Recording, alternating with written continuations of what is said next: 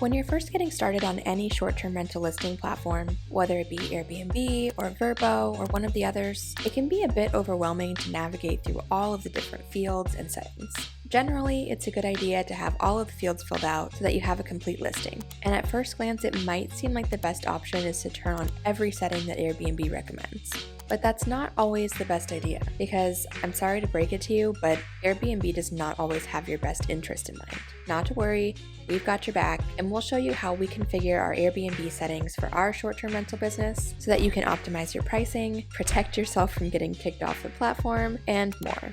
What's up, guys? I'm Steven. And I'm Kylie, and we're going to jump right into 3 Airbnb settings that we always make sure are turned off. And then if you stick through to the end, we'll also show you a few settings that we always make sure are turned on. So one of these things actually almost got our listing shut down.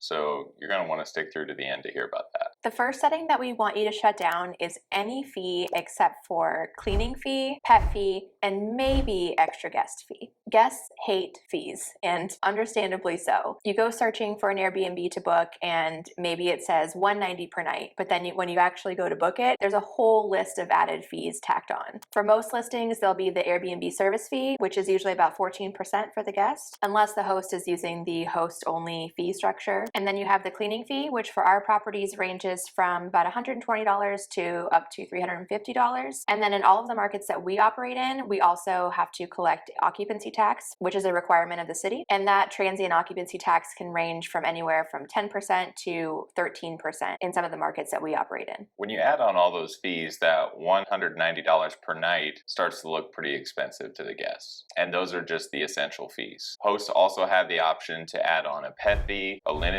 fee, resort fee, a management fee, a community fee, and an extra guest fee. That's a lot of additional fees, and if it were me, looking at a potential place to book, I'd probably skip over that listing once I started seeing all those hidden fees add up. If you do legitimately have those extra fees, then we would recommend trying to bake those into your nightly rate, with the exception of the cleaning fee, pet fees, and maybe the extra guest fee, which we'll discuss. Charging a cleaning fee is pretty standard practice and pretty widely acceptable at this point, so I don't think that adding a separate cleaning fee is really going to hurt you, but we would recommend looking around at what other comparable listings in your area are charging for a cleaning fee so that you can set yours competitively, maybe even a little bit lower. Even if you have a great cleaner who might charge a little bit more for her excellent service, you really don't want to charge much more than what the market rate is, or you'll probably lose bookings because of it. Yeah, you have to think you're always with guests going to be compared to other listings. Guests will have a few that they're, kind of narrowed down their search, and something has to make your listing stand out, and you don't want a detractor of your listing to be like an above market cleaning fee. So all that being said, if you feel like you have a really good handle on your numbers and setting your pricing, you could try and bake in the cleaning fee to your nightly rates by increasing them and do a little trial and see if that helps you. Pet fees are something that we do charge an extra fee for. It depends on the size of the house, and there are some properties where we don't allow pets at all, but we typically charge somewhere between $80 and $150 per short-term stay. And again, we haven't seen this hurt our bookings, and we've only had maybe a couple of people turn down the offer. I think it's because the alternative for a lot of people is either to leave their dog at home or with someone else, or pay to board them somewhere. And so usually they're willing to pay a little extra for the convenience of bringing them along. And then there's an extra guest fee, which is a per person, per night dollar amount for every guest over a set number. So for example, if you have a 1-bedroom place that can sleep 2 in that bed, but you also have a fold-out couch, so you can charge an extra fee if the quantity of guests is more than 2, and that would mean, people sleeping on that couch. We do have this set up at one property because our cleaner does charge us extra if the pull-out couch has been used, because it's extra time and laundry for them to do during the turnover. But I have been meaning to talk to you about getting rid of that. It's probably better that it just be something we bake into our nightly rates. Our listing looks more attractive without that extra fee. And because people are either going to intentionally or unintentionally put down the wrong number of guests on their booking. So maybe they put down 2, but they show up with 3 or 4. And then we see it on the camera and we're upset because we feel a little duped. Do we reach out to them? Do we charge them more? Do we just let it slide? Are we going to sit at home stewing, angry because they went behind our back? We just don't want to deal with it. One thing though to keep in mind about this extra guest setting, even if you don't set it, for any extra guests up into your max occupancy, set it for the number of guests past your max occupancy for like a very high fee. So let's say your max occupancy is 6, and then you put the setting For every guest after 6, the fee is $100 per person per night. This is a way, what we've been told by Airbnb, that if someone does bring extra guests, they do damage to your house, and you can prove that they had extra guests, you can go back and say, okay, you brought 8, so that's $200 per night that you're going to have to pay to, cover the problems that you caused with bringing extra people. The second setting we want you to turn off is the ability to book 365 nights at your property. You'll find this on the pricing and availability tab under trip length in the setting called maximum stay. So when you first set up your listing, the default setting is usually a 1-night minimum stay and a 365-night maximum stay. We set our short-term listings to a 28-night maximum stay, but there then is a little checkbox to manually review and approve any requests for longer than that. The primary reason for this threshold is depending on where you are and what the regulations are where your property is located, guests can start to establish tenant rights. And I'm sure you've heard horror stories about squatters and guests refusing to leave and needing to start a formal eviction process to get them out, and nobody wants to deal with that. Sounds like a nightmare.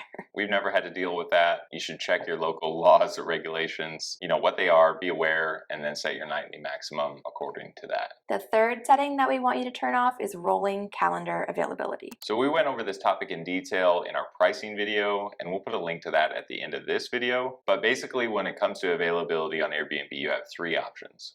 Either you can have all dates open in the future, or you can have dates opening automatically on a rolling calendar basis in 3, 6, 9, or 12-month increments, where every day your calendar is opening another day, 3, 6, 9, or 12 months in the future. Or you can set it to dates unavailable by default, which is our recommendation. When you first start your listing, the default setting is going to have all future dates open, which is wild to me, but it also makes total sense because Airbnb wants your calendar open, because if it's closed or limited, then there's less opportunity for a guest to book.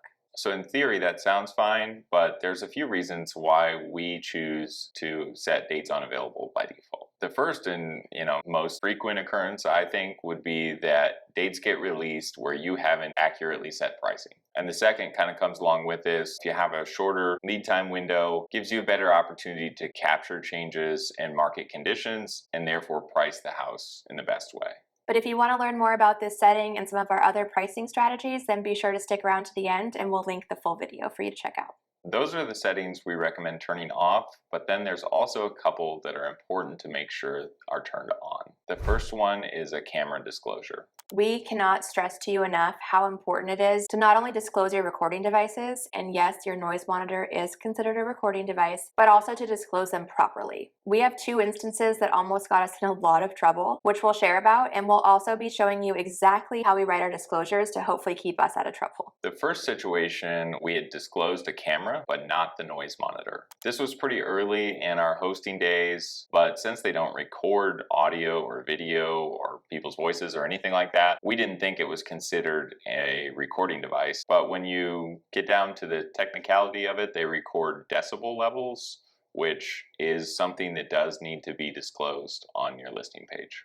Yeah, we were operating this way for a while, and I guess just sort of flying under the radar until a guest at one of our properties reached out to Airbnb to report us. This guest was somehow involved in the music industry, worked with some high-profile people, and was concerned that we'd been eavesdropping on his conversations. In reality, he just didn't really understand the capabilities and really the limitations of that device. When Airbnb support contacted us, we provided evidence of what the device was, that it wasn't recording any conversations or audio, and didn't get any penalty or issues from Airbnb. But I'll also note that was pretty early on when these noise monitoring devices were coming out. I think they were a little more lenient because of that, so I wouldn't necessarily assume that they would be lenient with everybody now. We were okay in this situation. The guest did leave us a pretty bad review, lesson learned, and something we make sure to check whenever we're creating a new listing. Now let's talk about cameras. I'm sure it's no surprise to you that you need to disclose a camera at your property, but did you know that there is a correct way and an incorrect way to disclose it?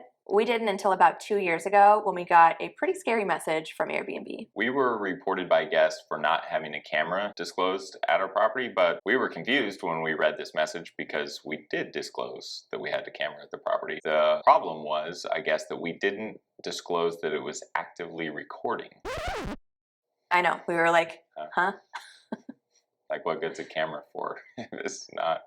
Apparently just listing the camera is not enough. This was a bit of a frustrating situation because I couldn't really figure out what we had done wrong. So I just kept calling and calling until finally I got somebody that was super helpful. They basically spelled it all out word for word what we need to have to make sure that our cameras are disclosed properly. So here's what we write now. Quick disclaimer that this is not legal advice, nor do we work for Airbnb. We're simply sharing something that's worked for us. This is for general information purposes only.